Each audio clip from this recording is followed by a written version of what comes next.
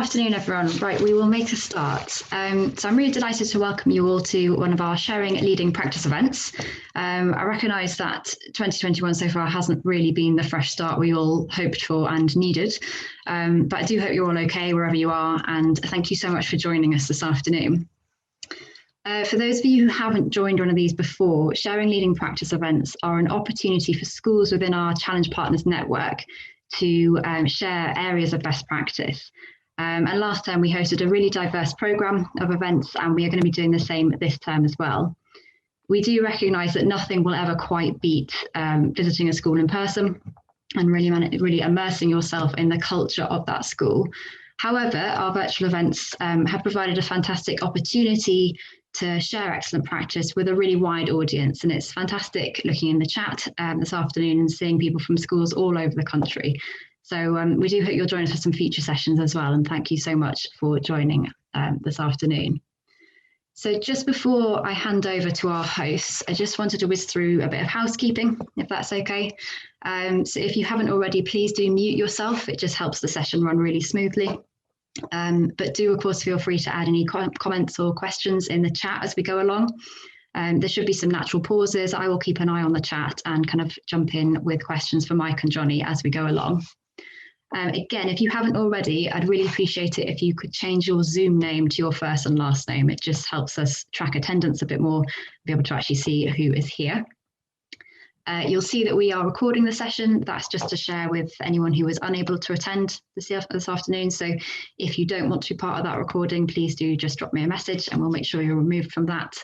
And finally, for me, we will also send around a short feedback form towards the end of this. So if you did have the time just to fill that in, that would be enormously appreciated. For now, though, it gives me great pleasure to introduce you to Mike Bates and Johnnie Pavey. Mike is the Deputy Head Teacher and Johnnie Pavey is Assistant Head Teacher at Lampton School. Lampton School is the lead school in our London West hub, and they have done some really fantastic work on blended and remote learning over the past few months. And in some ways, I think this session has come at the perfect time because this is very much a topic that is at the forefront of everyone's minds at the moment. I can see some nods from people there. So a huge, huge thank you to Mike and Johnny for putting this together, especially when everything is so busy at the moment. We appreciate it enormously. And thank you everyone for joining. And I really hope that you find this valuable. So I'm going to stop sharing my screen and I will hand over to Mike and Johnny.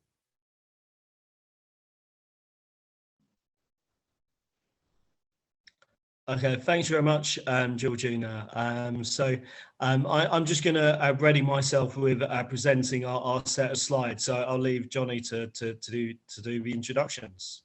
All right. Hi, my name's Johnny. I'm one of the assistant head teachers at Lampton School, and my specific responsibility is looking at virtual learning as well as some of the training at the school as well. And what we've done is we've put together some slides to show you the approach that we've had over the last year, I suppose, thinking of how it's changed quite drastically over a period of time, how we've learnt, how it's become an organic process, and how things have changed to what we're doing at the moment, and no doubt will change again as we learn more as we go along. Okay. Thanks, Johnny. And if I just add to that, really, but as a school, I think I guess like everyone, we've really been on a journey, and so we're going to talk about how we're currently doing online learning. But a lot of what we'll talk about is our journey, because we're doing things, sort of we're building on what we did in the first lockdown, because sort of I think this time our circumstances are a little bit different as well. So please do sort of jump in with any questions that you might have. I know Georgina's going to sort of monitor the chat as well, because I think the more interactive we can make it, the better, really. Because I think it's fair to say as well that sort of there'll be lots of aspects of what we're doing which will be very familiar with everyone, but there'll be other bits that no doubt you want to sort of probe more. So please do please do make that as interactive as you can. So I'll just move things on to, I'm a bit of a novice using Zoom for sort of presenting stuff. So yeah, I'll just move things along. Sorry if it gets a little bit sort of clunky or jumpy at times. So I'm just going to give a little bit of context about the school. So we try to bring our ethos into everything that we do. And so this was really our starting point with online learning. We talk about excellence with our students, and so we feel the need to enact that as well, even though we're not operating as a physical school at the moment. So we want everything to be as good as we possibly can make it. We have a very strong commitment to equality, so we want all to be able to achieve their potential, which especially at the moment with the focus on sort of disadvantaged students being potentially sort of held back by the experience of lockdown, we really wanted to remedy that. And we also wanted to enact this principle about of respect as well, to make sure that all members of the school community are treated with care and consideration. So I guess from there really, and sort of there's really sort of three big questions that we had to ask ourselves. So how could we recreate the students' learning environment as closely as possible? Sort of taking what we do every day in and day out in the classroom into the online environment. And then how can we support students pastorally and ensure safeguarding when teaching remotely? So, sort of that's really important, not least when you consider the effect that lockdown and the wider pandemic has on students, and Hounslow being particularly hard hit by the pandemic. And then arising from that, there's this question about, well, what tech infrastructure needs to be in place to enable this to happen? So our starting point really was that we wanted, sort of a student's online experience to be, sort of as rich, to allow students to have an access to a rich curriculum, just like they would in the classroom. So I'm going to hand over to Johnnie to talk about how we implemented this. Excellent, thank you. I guess I thought what we would do is we'd show you what we're asking the students and the staff to do, so you have an understanding of how we were planning to deliver the curriculum. So the first and foremost, we wanted them to follow their original timetables, the timetables that they already have. At Lampton, we have 5 one-hour lessons, and we have a 30-minute lunch hour break. So to this, to give it some kind of structure, we introduced the virtual learning protocol. And this is made very, very explicit to the students and to the staff what we're expecting to do. There's a big echo. Can you hear that? Or was that just me? There is a slight echo, yeah. I wonder if maybe Mike, if you mute. Sorry, it's okay, thank you. And the idea was that we're going to create as much consistency in the teaching as we possibly can, so that students would go into the same lessons and get the same diet wherever they were. So we expected teachers to turn up on time and pupils to arrive on time too. And this was really quite important for us. We felt particularly in the early stages, if teachers weren't on time, pupils might turn up and say, well, you weren't there, and they would be sort of justified in not turning up again. And we didn't want to set that as a precedent. The lessons were all delivered through Google Meet, and we wanted that to have a consistency too. We didn't want a mixed economy there, because we wanted everybody to understand the software and make it easy and familiar for the students too. And we expected everybody to set up a classroom, a Google Classroom for their classes, so that they would be able to communicate with them, and we were able to monitor this independently too. So in the lesson, there would be a register taken, and this is actually a physical register. You would actually call out people's names. It was an indicator that the lesson had started. Also, the pupils were aware that we were taking attendance seriously. And we started with a starter activity. And we'll talk a little bit about the sort of pedagogy a bit later on. We suggested that there would be 20 minutes of teacher input and no more. We felt that any more than this, you can see people's eyes just glazing over and not listening, and it leads to very teacher-led lessons, which we're not very keen on, and that they would deliver a task, or the task would be set for students, and that would be monitored by the teachers. So the teachers would be online for the whole hour lesson to support the pupils, but the input would be in the first 20 minutes. They would also be asked to finish 5 to 10 minutes early, and this was to release pressure on other teachers, make sure you got there on time, you could have a comfort break, that type of thing. And we also cancelled homework for Key Stage 3 too. We felt that watching the screen for 5 hours a day was probably enough. Okay, thanks. Can we have the next slide, please, Mike?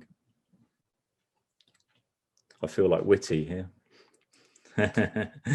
All right, okay. So having set up the virtual learning protocol, we were really aiming for consistency across the teaching, as I've said, but we needed to make sure that staff had the skills needed to ensure that they could deliver this. So we had to identify the training needs and make sure these were addressed. Now, we did this through staff surveys, we did it through anecdotal evidence, we did it through the monitoring of the lessons, and we put together a number of training programs. We continued our inset program. We just did that online, and a bit later on we'll show you how we did that. We looked at things which were really, really important to the teachers. So things like the role of a TA in a virtual classroom, things like using the different applications online, behaviour for learning virtually, virtual assessment, and also, most importantly, differentiation online, which I think has its own sort of different issues. And from this, we tried to ensure that we had an environment where we were sharing good practice and also the support for staff. Hi, Kerry. We're actually going to talk about monitoring a little later on, so we'll look at that a bit later on. And then think about the support for the staff as well. So really good ideas or good teaching practice was shared through inset days, through team briefings, through team meetings as well, and briefings with the school. Okay.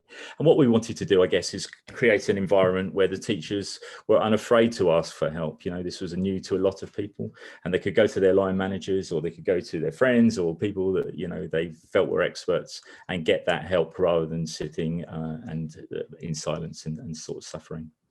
Okay, thank you, Mike. Do you mind moving on? Excellent. So at Lampton, we have a signature pedagogy, which we call the Lampton 7. This is a sort of toolkit, I guess, of strategies to ensure that we've excellent teaching across all of our lessons. It's not prescriptive, but it is what we expect to see. And what we wanted to do was transfer, as far as possible, the principles of the Lampton 7 from our before life into our virtual life. So the elements are like this. So the first one is a prompt start. Now, this was quite easy to transfer across. So in our old world, we would expect teachers to stand in the corridors, greet the kids in the classroom, and as they came in, they would be given a starter activity on paper called a do now activity, or it would be on the board, or it would be on the tables when they got there. So we had a very prompt start to the lesson. And we can do this virtually too. We have to ensure the teachers are in the rooms at the beginning, that they greet the kids when they come in, but also that there is an activity on the board. So while you're waiting for students to arrive into the room, there is actually something for them to do and to think about those lessons. The second part is differentiation, I guess the backbone of all good teaching pedagogy. And it doesn't have to stop just because we're online. So we thought about things like differentiated resources. We thought about different starting places. We thought about how we would support people individually. We thought about extension tasks and all those sort of things, which wouldn't come naturally if you were just talking into a screen. But there are things that you could put in place so that they would definitely part of your lesson. The third part is academic literacy. And again, we would expect this to just transfer over just quite naturally, really. Things like subject-specific terminology would be plastered on resources. We'd also expect teachers to be modelling that type of language when they were talking to their students. The fourth is quite interesting, really. We think a lot about metacognition at Lampton. We're very interested in how our students learn, and we believe that students who understand how they learn are going to progress or develop quickly. So we're very much advocates of the sort of theories of Guy Claxton. We work a lot with these building learning power, and we think this enables students to come unstuck and become very independent learners. So to transfer this over into our virtual world, we have produced a number of BLP stickers, which we have on. The teacher is very explicit about the types of capacities that we're using while we're learning. We ensure that we use this language so that the pupils have their own sort of language and the ability to discuss, how they're learning and how they've worked things out. And that worked quite well, I think. Next, the fifth element is about the learning style. And I think probably of all of the different the different Lampton 7 capacities, I think this is the one which is quite difficult to sort of move over. We think about how we work individually, but how we work as pairs, how we share ideas, thinking time, ideas of group work, collaborative learning, all of those sort of things have to be rethought out in the sort of new virtual environment. But it is possible. So we've made sure that we've had little breakout rooms. We've made sure that we've had shared worksheets. We've had individual work. We've had collaborative learning, and we sort of monitored at the same time. So though it's tough, I think that's beginning with practice. I think it's something, all of these things, they don't come naturally, I think. But with practice, they become more effective.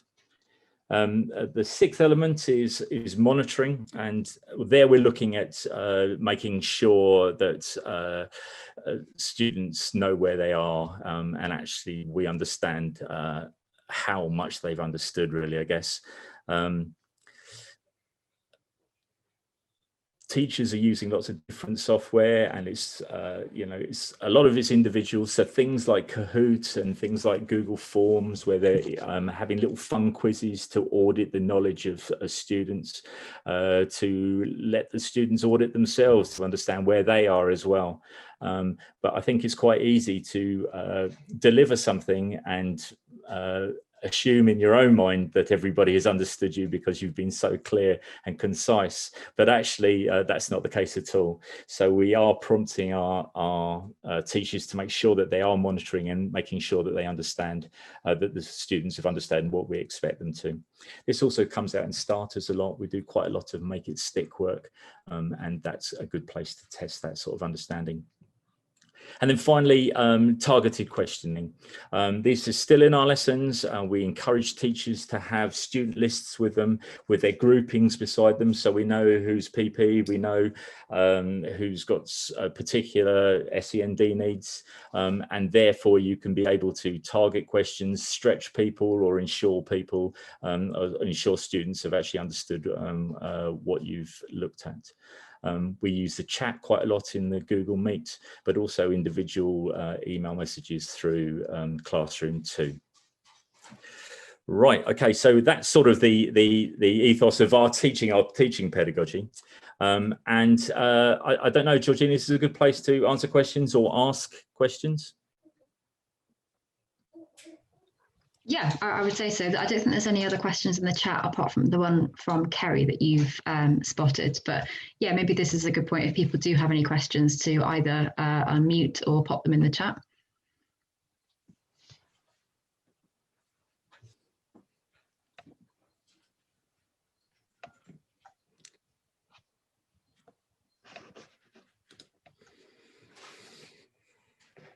Okay, shall I just continue? I can't see anything coming up, so, oh, hang on, here's one. Any difficulties with Google Meet from Gareth? There are difficulties with Google Meet, and I think a lot of them are to do with familiarity of the software. Georgina will tell you just before we came on, we looked very cool and calm, but it wasn't like that at all. And that was mostly because I hadn't used Zoom before. And I think that familiarity helps a lot. We have a couple of behavior issues that I think we're going to address later on. We can talk to you about how we've dealt with those. But I think that, yeah, familiarity and using the software often is probably key. This is the software that we're using at the moment. The majority of it is Google. We use quite a lot of Google stuff in school. Most of our team drives are held in the cloud there. So we use the Google suite of applications, sheets for statistics and things like that. Documents are superb just because you can share them and that they can be used collaboratively. You can have a whole class writing on one document at the same time if you want, and you can see who's engaged and who's using the lesson appropriately. Google Slides we use a lot for our presentations. We use Meet all the time for our lessons, and Google Forms is a really, really useful tool for quizzes and getting information out of students. We use lots of commercial websites and lots of software as well, and a lot of it's individual as well. So you might find the MFL department have all done something within Spiral, for example, or the English department have all used Kahoot to share their resources. And we're very big on the fact that we should be collegiate. When we have team meetings, we don't use team meetings for notices, we use them for building stuff and sharing stuff, knowing that if you build a fantastic Kahoot quiz, that there's going to be 10 other people that can use it too. We use a lot of the Google extensions. So for example, just recently we've put the extension on which allows you to take a register remotely, though it's the jury's out on whether that's any good or not. And of course we use Sims, but with Sims is now remote, so we're actually able to use it for our rewards and registers too. Okay, so that's the software that we're using. Is that similar to everybody else? Is that the sort of thing you're using? Johnny, just whilst people are typing in the chat, maybe there's another question from Keith. You might be coming on to this, I'm not sure, but he's just asking, how do you do whole class checks during a lesson apart from Kahoot? Right, Keith, what sort of checks are you talking about?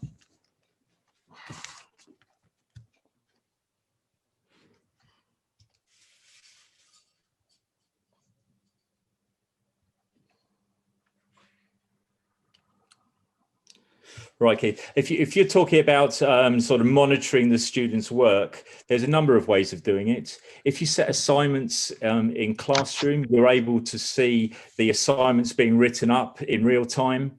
Yeah.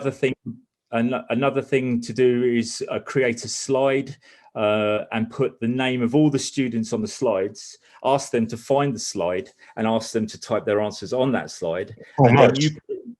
And if you put it into grid view, you can see everybody at the same time. So you're alerted to immediately that so-and-so hasn't written anything. So then you can write to them, say, are you stuck, or have you gone to sleep, yeah, or have you had a cup of tea because you've turned your video off, that type of thing. So there's a couple of ways of doing it. Good. That's a good idea. Thank you for that. Cheers.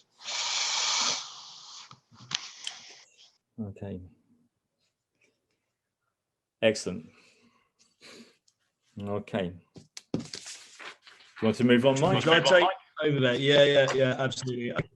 Okay, I'll just move things on a little bit, just to talk about our support for our vulnerable students, because I guess one of the challenges is what if students at home don't have access to technology? What then?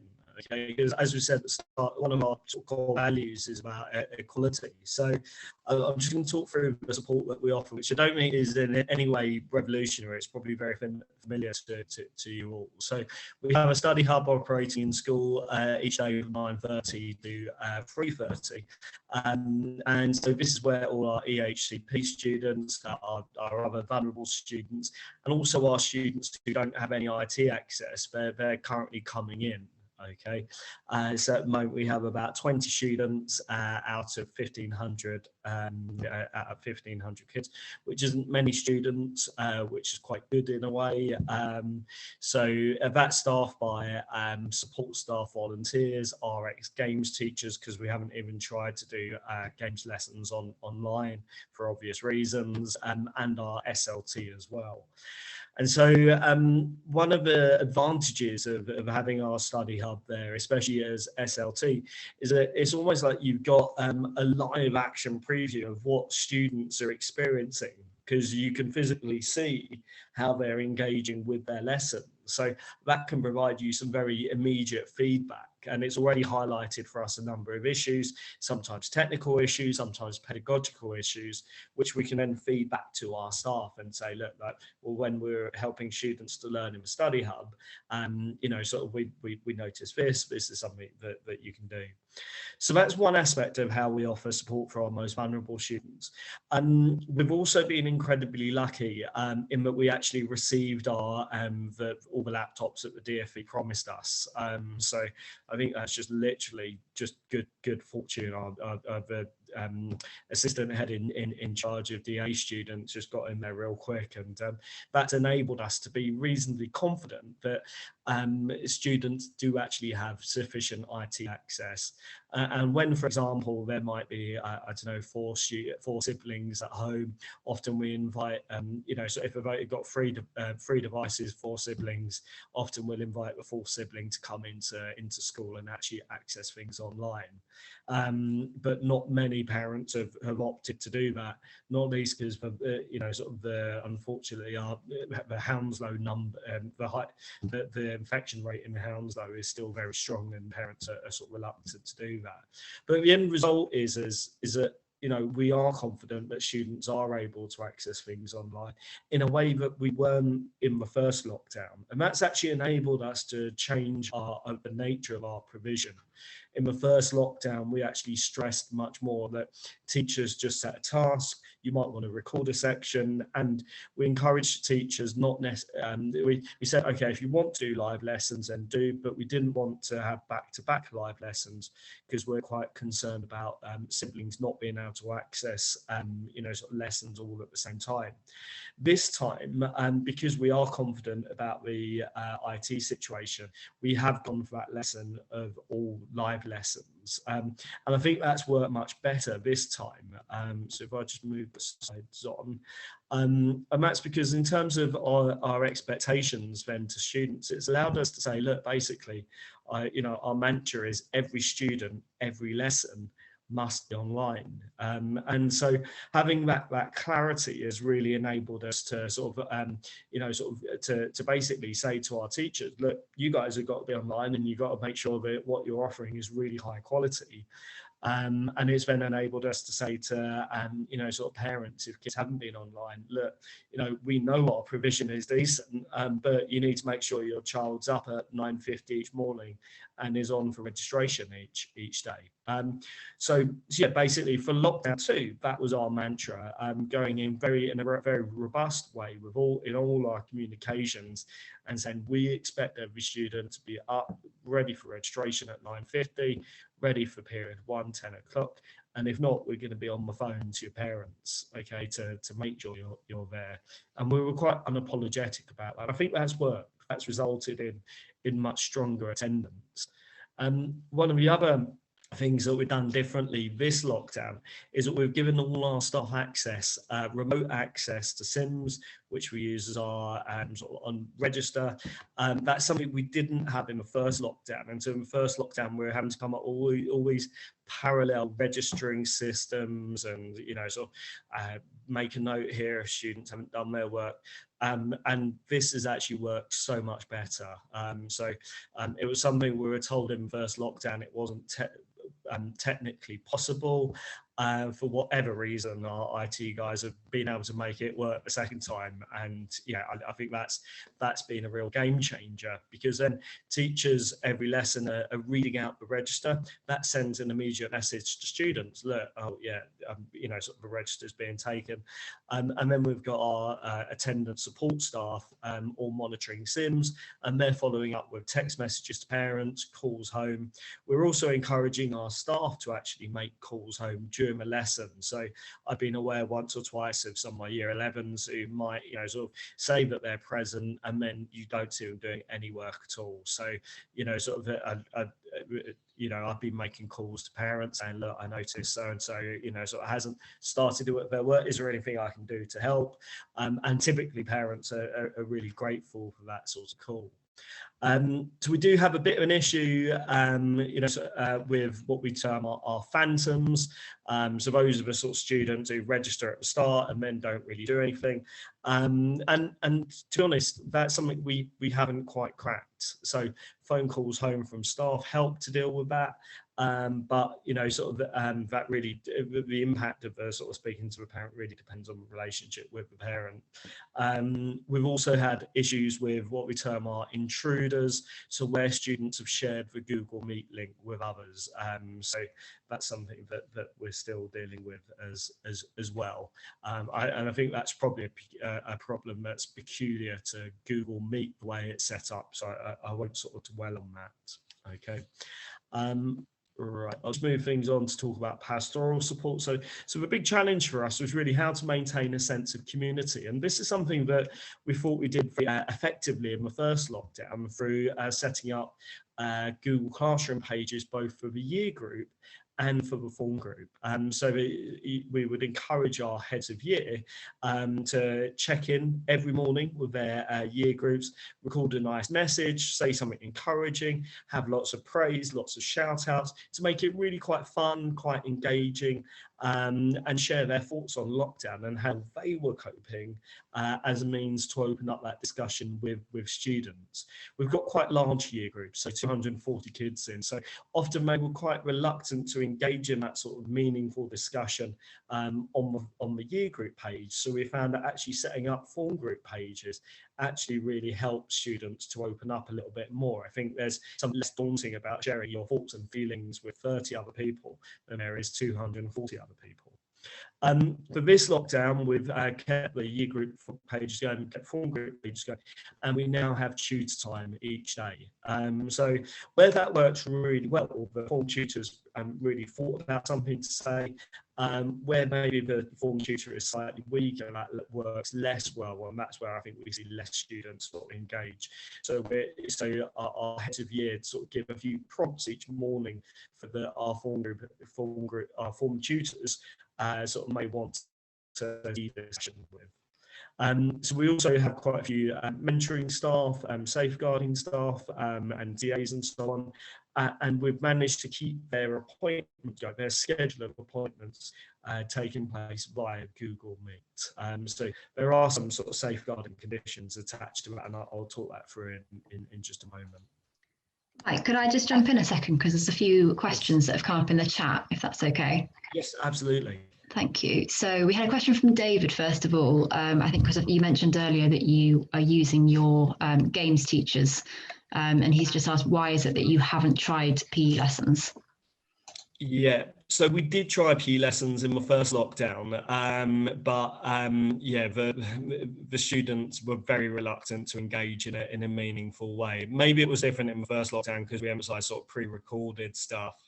But our teachers, sort of were quite, they did do that, but they felt that the feedback from the students and the parents was that there was no way they'd be sort of jumping around their living rooms and the rest. So we thought, you know what, actually, let's not even try that. Let's give the students, sort of a novelty, a free period, let's use those staff for the study hub, which is the sort of it's helped to sort of to provide that sort of consistent staffing in the study hub at least. Thanks, Mike. And then just a couple more. So there's a question from Gareth just saying that you've mentioned that lesson 1 starting at 10 o'clock. So does that mean that you've changed the times of your school day? So actually for the entirety of this year, even when we've been in school, we've actually had a much later start because we regrouped the school into zones because we've only got one playground, so we had to have a staggered lunchtime, which came out of lesson time.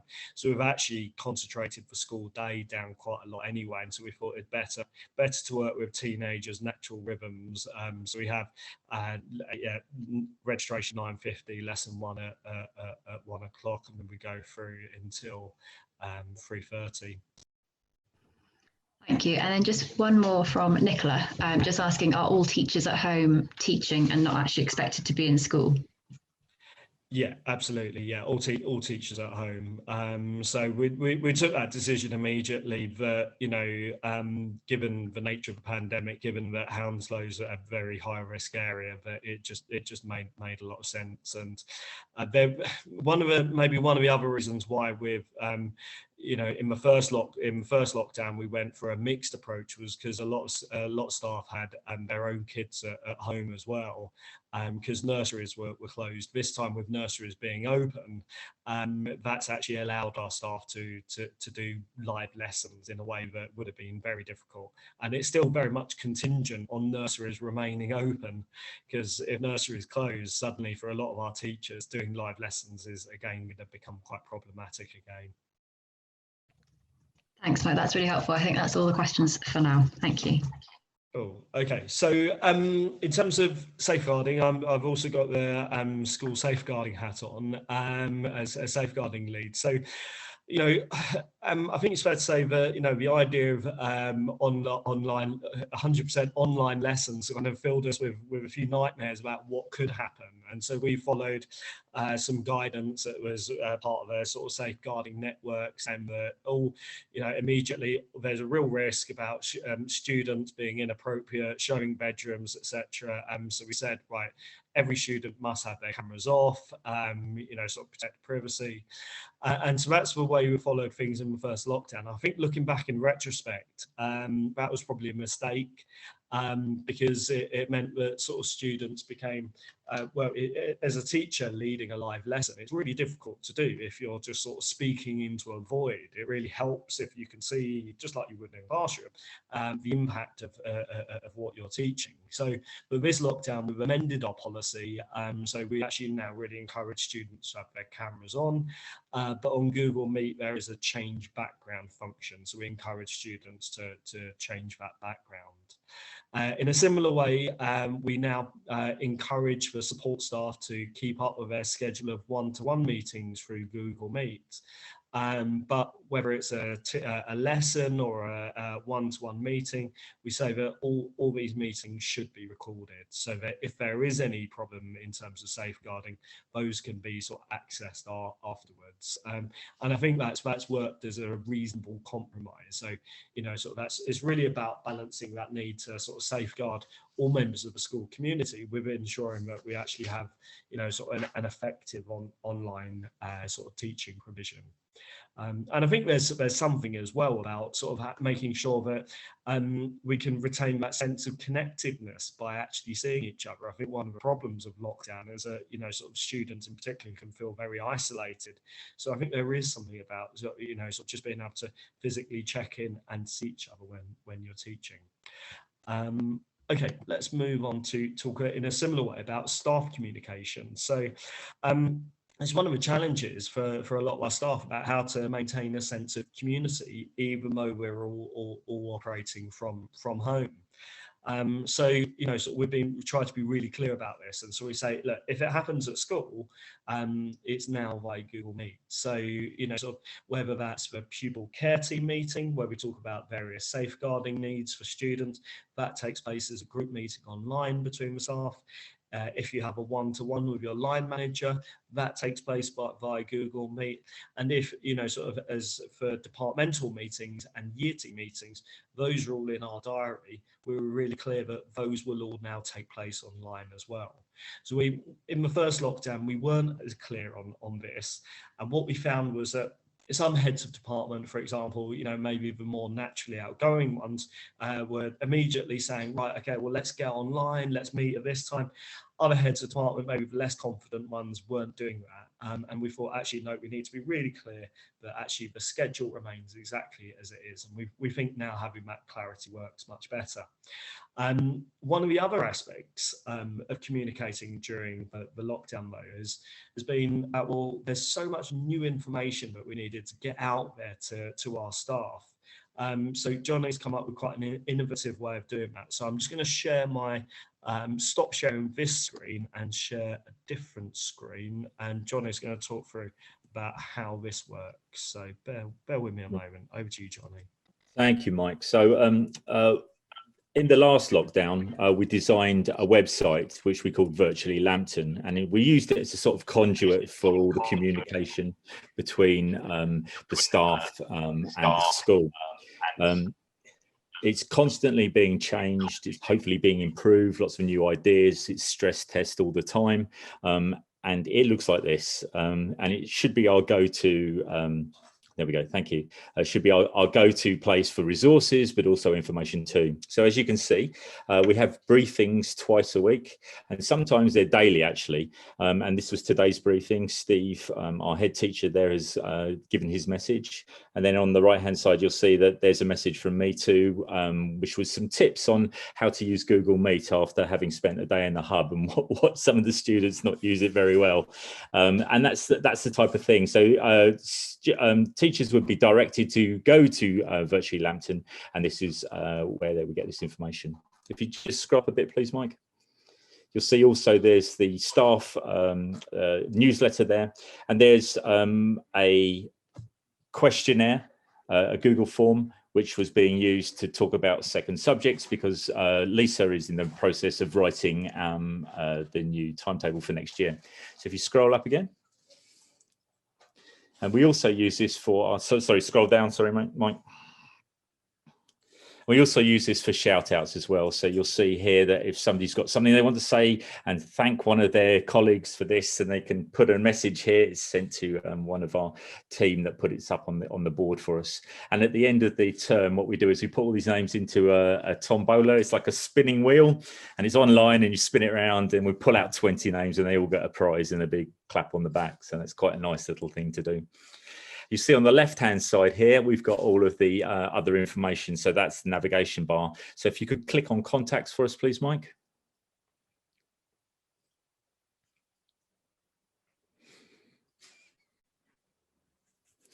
And here's the names of all of the different members of staff. There's 150 that work in the school. It's quite a big school. It's got telephone numbers, it's got email addresses, but it's also critically got their photographs as well. If you're new to the school and you wanted to put a name to a face, that's where you did it.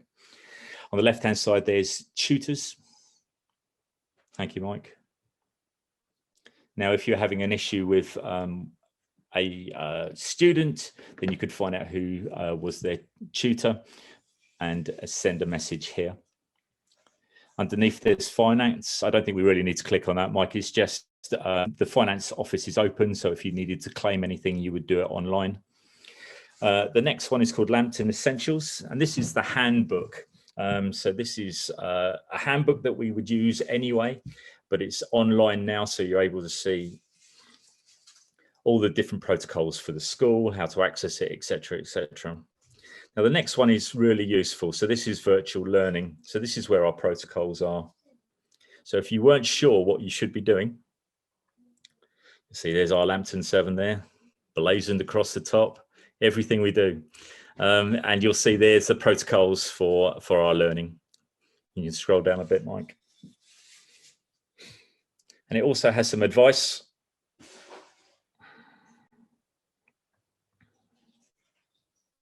On how to use Google Meet, how to plan lessons, assessment online, all of the types of things that we've been talking about today. The next button on the left-hand side is training and development. Now, this is used when we're back at school, and it's about external courses. And quite a few people are applying for external courses because lots of external courses are online now. So they'd be able to do this online. It's sent to me, and then we can either okay if we've got enough money on it or not. The next is behaviour.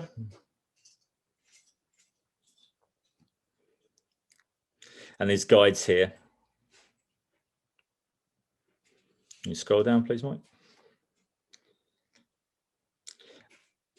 About Lampton School policy on behaviour, things like our non-negotiables, the way that we restoratively talk to students. We look at the Lampton 7 for behaviour. I've got a flow chart there of protocols and lots of interesting information. Hi.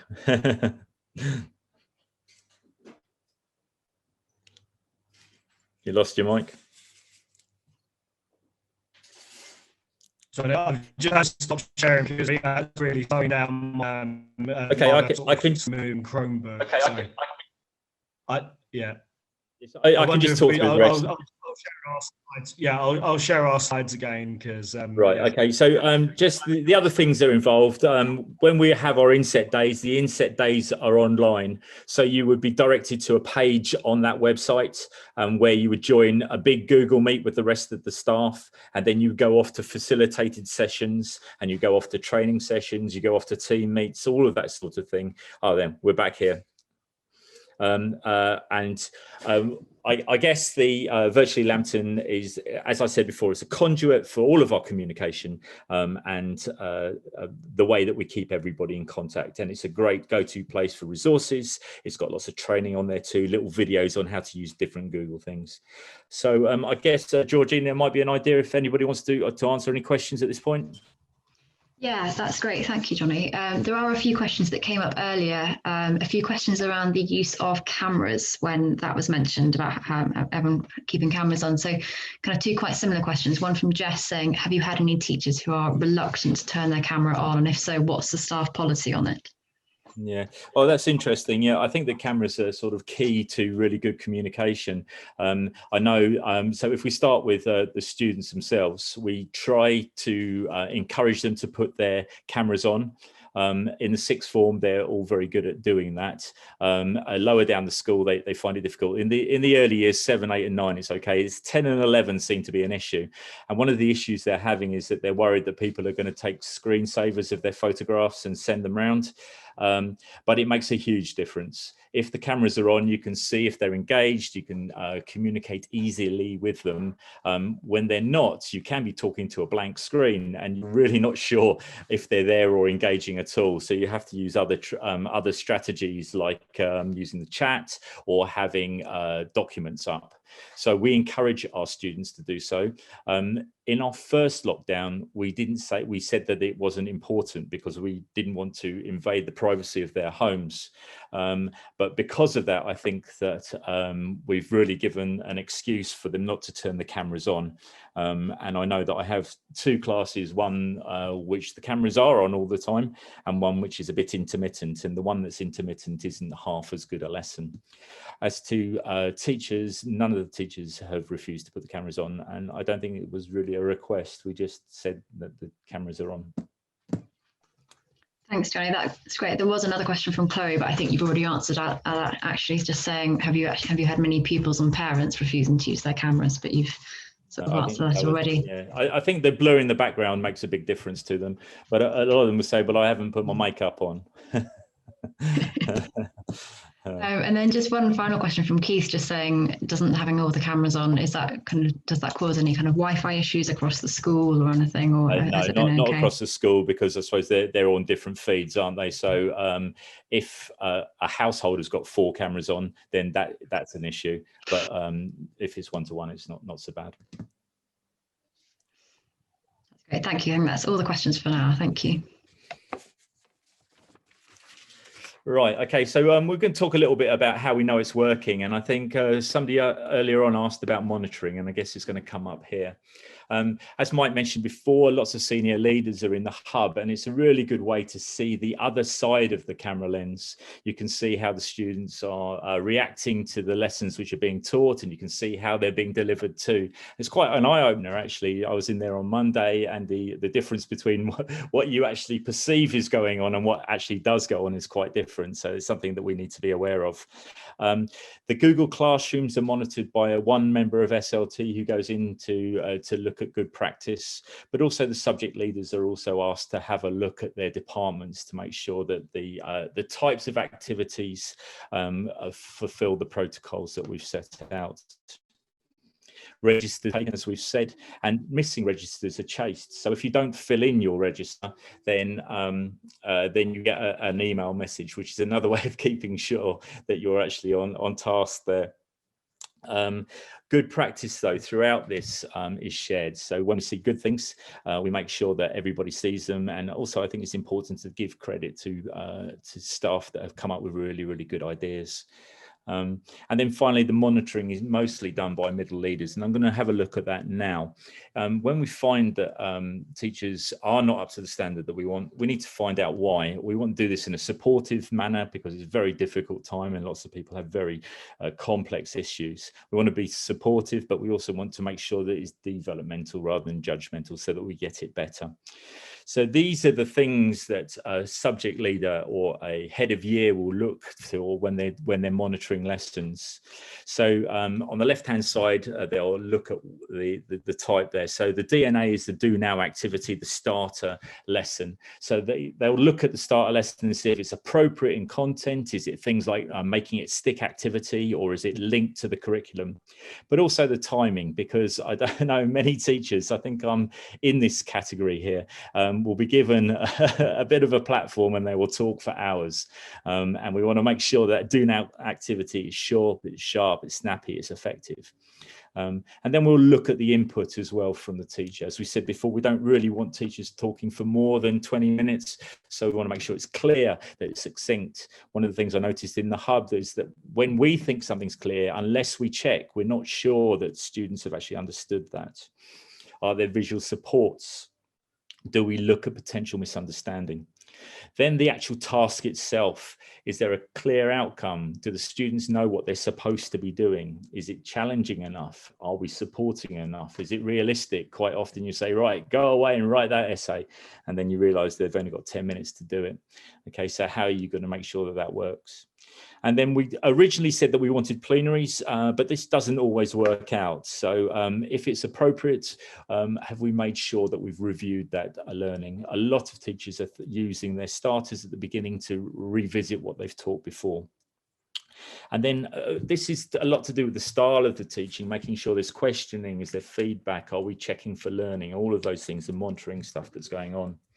Thank you, Mike. Can you move on? Okay, and when do they do this? This is how the middle leaders will do it. This is the program that's been set up for the spring term. So they've set up a cycle for the next 5 weeks. They share this with their line manager, and then they do a sample of their department. So they'll look at either across all the year groups. So they'll look at teaching in English in years 7, 8, 9, and 10. And if they do that, then they have to ensure that they cover all of the year groups. Or they might look at just look at year 9. Let's see how year 9 are getting on. And if that's the case, then they have to ensure that they cover all of the start. And usually it's an online walkthrough, which would mean that they'll join the lesson, 5 minutes in and stay for maybe 15 minutes and get a good idea of what's going on. Or it could be a review of one of the classrooms to see that that all the sort of appropriate and interesting and sort of pedagogically strategic topics and strategies are put up there. Okay, if you mind moving on, Mike. So, and I guess this is the question that we ask all the time. So what? Yeah, we're doing this, but what's the point? Well, the point is this.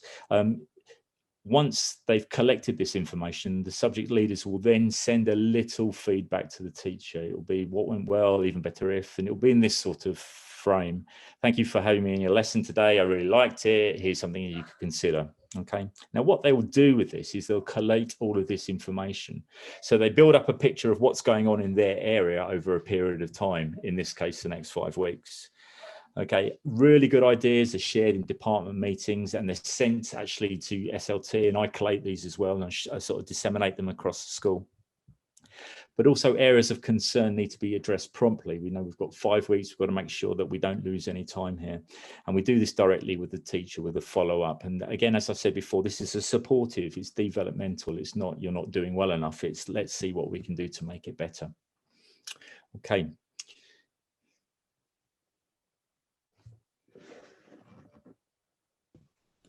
Okay, so I'm just going to take over and so ask a question, how do we know it's working? So we've got some of our study hub students here. We'll just hear from Duncan. Duncan was asked what's going well, so hopefully this is going to work. Can you tell me what are your best lessons in virtual learning? In English, I like to work with partners because I can do Peter paragraphs like what I did today, and I got to edit my friend's work, and so did he. And how does that help you? it helps me because when I'm stuck on a question or a piece of work, my friend can do it for me, and then when he's stuck, I can do it for him. So what Duncan's sort of sharing there is one of the sort of ways that our teachers have really sort of innovated, sort of by trying to get students to actually collaborate online together. And as Johnny mentioned, we're getting students to collaborate on Google Docs, on Google Slides, to co-create new knowledge and understanding during the middle part of the lesson. And that's quite a challenging process for our teachers, but it's really positive to hear that our students sort of value that. So in terms of our parents, I think it's fair to say, oh, Can you tell me right.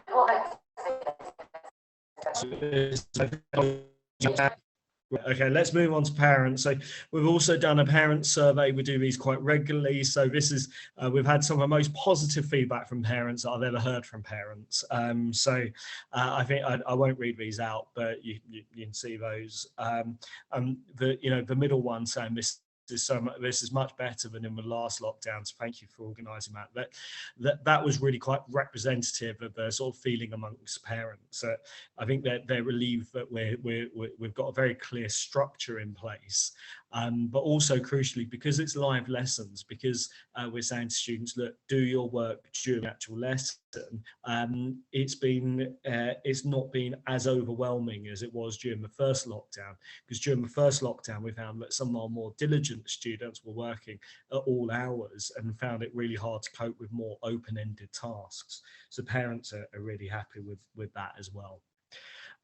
So just to summarise really, our key learning has been that throughout the period of lockdown, because staff have all been working from home, the clarity of communication is absolutely vital. And so, we've really tried to be clear about our key principles, okay, and most strap lines, such as every student, every lesson. And so as part of that, we've really over communicated, not leaving anyone in any doubt, even if sometimes that can seem a little bit crude. So I think that's been important to drive a message home. As part of that, we want to, as part of our pursuit of excellence, we have set up channels of feedback from staff, parents and students, and made clear that this is, an iterative process. We don't have all the right answers. Our solutions aren't perfect. And so we're saying to our students, parents and staff, look, we're going to keep on changing our protocols. We're going to keep on asking you to do different things so that we can meet the demands, the changing demands of the situation. I think another aspect of our learning is that if you've got weaknesses in your backroom setup, what I mean by that is things like, sort of your contact details in Sims, and they'll become painfully clear. So that's something that became clear to us. We were quite fortunate. We had quite a high familiarity with Google Classroom, and pretty much all classrooms were set up in virtually all departments. Where there were one or two departments which hadn't been as organised, that became very clear very quickly. And the final thing I'll just say about key learning is that effective online teaching is really, really difficult. And I think as a senior leader, that's something I keep on coming back to, not least when I actually teach my year 11s and year 13s. I know it is hard, and it's something I had to remind myself of when dealing with staff, that sort of none of us were trained in this, and we're all trying to experiment in our own different ways. And there's probably something else there about we've set the overall principles, but we haven't tightly mandated how staff should that actually deliver sort of their lessons. We've said, yes, all lessons must start with a Google Meet, must conform to a certain structure, but how you do it, sort of whether it's slides, docs, other websites like Kahoot, okay, sort of we've really encouraged staff to sort of go out there and innovate. And the final thing to say is that it does remain very much a work in progress for obvious reasons. So I know we're just running out of time there, so I don't know if there's any final questions. Thanks, Mike. Yeah, there are a few questions that have cropped up in the past 10 minutes or so. So, sorry, it's a bit echoey. I hope you can all hear me. There was a question from Dan just saying, how does homework support work virtually?